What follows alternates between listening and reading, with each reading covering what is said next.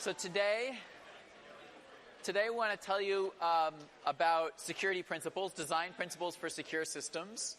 So we'll be able to get a little bit high level and philosophical today, and then next week we'll start with some technical material on software security and buffer overflows.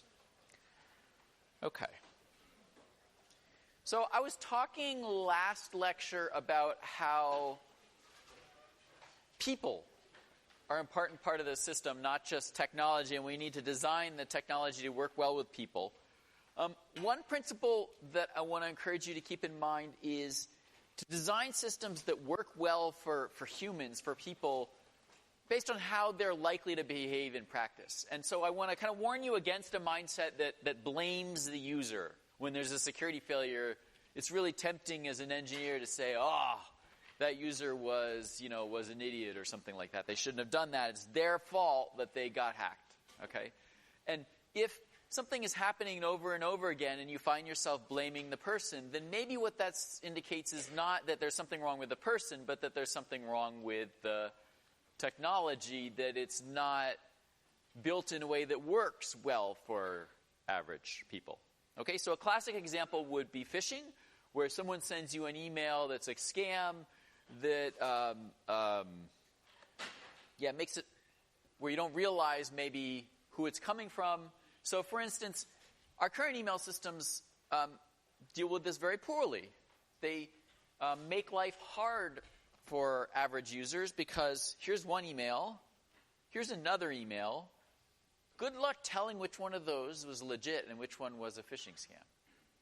Okay? Yeah? Why don't you just open up a new tab and type in the address instead of clicking the links on an email? Awesome. You are well informed, and so you know some ways to defend yourself. Does the average user know that? Maybe not. Is it realistic to envision that every time there's an email with a link on it that you do that before you click on it? Well, wait a minute. That sounds pretty tedious. Yeah, so great point. It's possible to be secure, but maybe it's not the easiest or most natural route to do that. So sometimes what you'll hear people say is, we need training. And in fact, if you're an employee here at UC, you will be required, not asked, to participate in cybersecurity training. And that training will, you've heard this message before, include things like, well, don't click on links in emails, or be really careful about clicking on links in emails. Well, no, I think that's the wrong advice. I think that what that advice indicates is there's something wrong with the way that we designed email, that we have to tell people that. Because, come on, let's get real, right? Like, it's useful to be able to send people links, and I click on them, so be realistic. Okay, so what that indicates is a shortcoming of the software, not a shortcoming of the people. We shouldn't be blaming people that they fell for a phishing scam.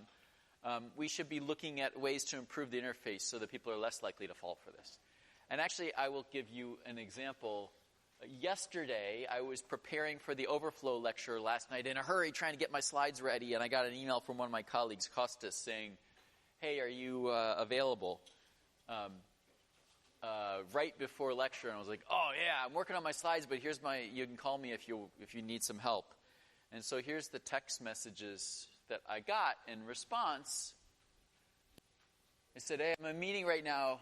Costas said, can you do a favor for me? And I said, okay, what can I do? And Costas said, I need you to buy me an Amazon gift card. I'll reimburse. All right. So, okay. Right around here, that was my reaction. It was like, oh, that's not Costas. So then I went back and I looked at the email, and sure enough, I could click on that link and discover, that email address up there, it says Costas, but it's actually not his real email address. It's some random person trying to scam me. But it got me, right? It got me good. It got me all the way up until here. It was only here that I twigged to like, oh, yeah, okay, I'm being had. So the point is, I guess what I'm saying is, like, I'm supposed to be a security expert, and yet, I can still get got. And so it seems only fair to imagine that, how could we expect the average user to have any hope, right? Okay. Especially if they're, like, stressed and their kid is pulling on their leg and saying, mommy, daddy, or, any number of situations. Okay.